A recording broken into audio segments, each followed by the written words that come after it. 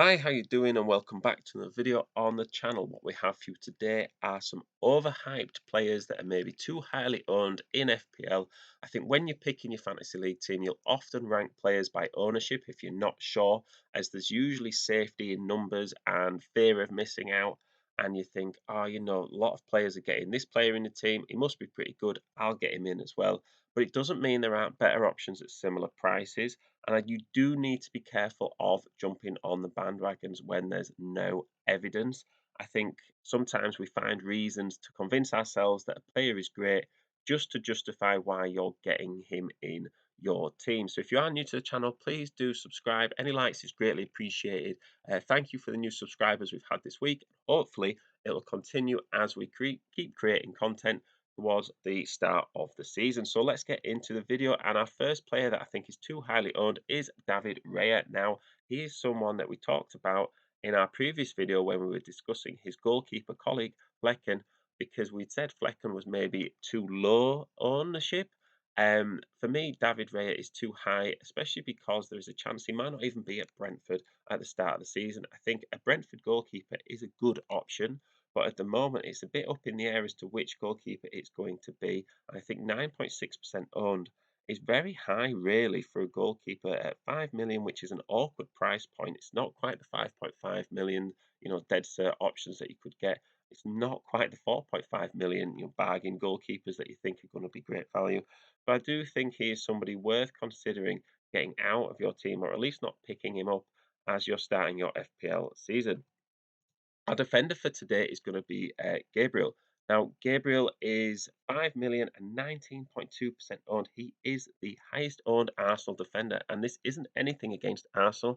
I do think Arsenal players, I would absolutely get in two, maybe even three Arsenal players for the start of the season. For me, Gabriel is the least likely player in the defence to keep his starting position. I think there's a risk that Timber could come in at centre back instead of him.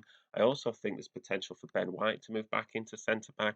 And I just think, why would you not go with Saliba, maybe even Zinchenko, someone that is guaranteed to start in their position to make the most of these fixtures at the start of the season?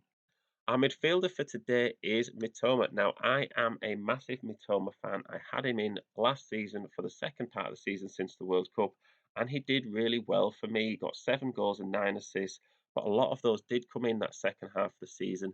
It is a great return for the price, but they came with momentum, and I do think that now Brighton have European football. I'm just not sure if that momentum will get lost as they rotate between fixtures and have a lot of attacking options in the squad.